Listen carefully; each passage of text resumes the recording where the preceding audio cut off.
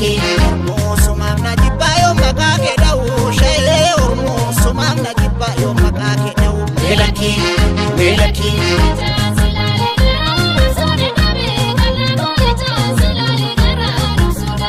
Melaki Melaki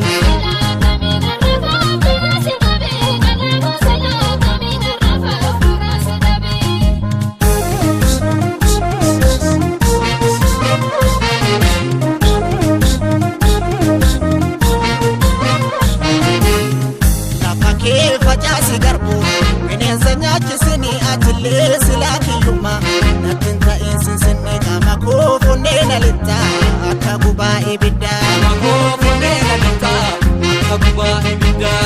Manike silaga mana Ke abebe tufa barkure dana dangesani Akam gudetan tufa gungumte ya inaftu namo Gargarin banu lamu Gungumte ya inaftu namo Gargarin banu lamu Shagari odani marbu sanyi fajasa male atile silaki yuma gargar no basa male sanyi warra jamo dabale oson sidu kagale sanyi warra jamo dabale oson sidu kagale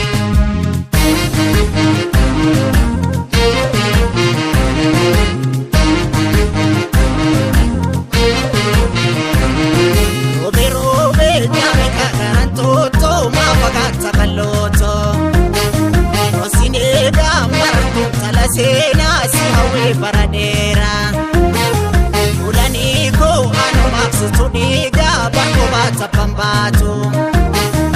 Ano fiko jajabatu ofegi kanu keti sinyatu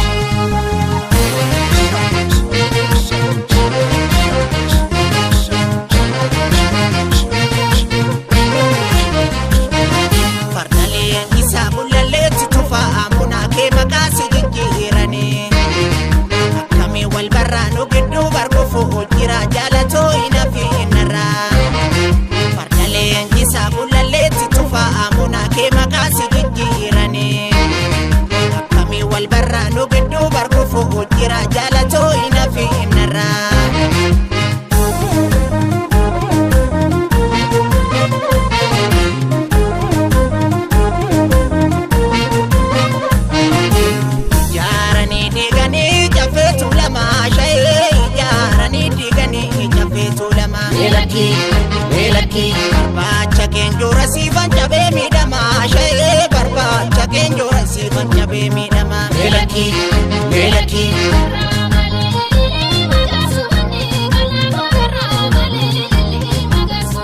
Melaki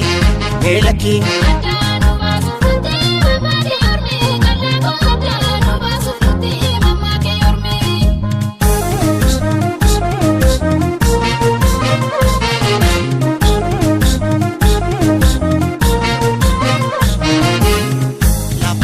Fajasi garbu Minenza nyachisini atile silaki yuma Natinta insin sinne kama kufu nena lita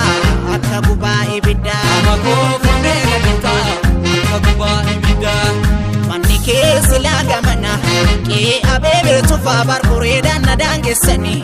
Akam gudetan tufa gungumte ya inaftu namo Gargarin banu lamu Gungumte ya inaftu namo Gargarin banu lamu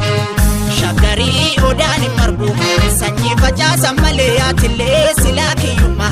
gargar no basa male sanyi warra jamo dabale oson sidu kagale sanyi warra jamo dabale oson sidu kagale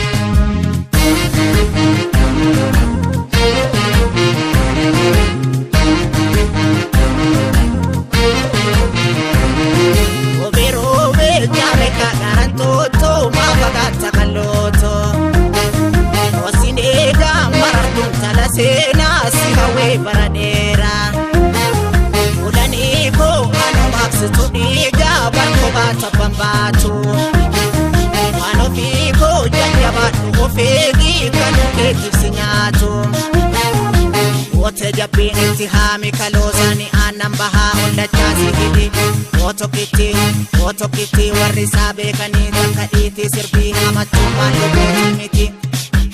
Oota jabbiin itti haami kaloosani aannan bahaa ol dachaasi bidhi. Otokitti warri isaa beekanii takka dhiiti sirbi namatti malluu miti.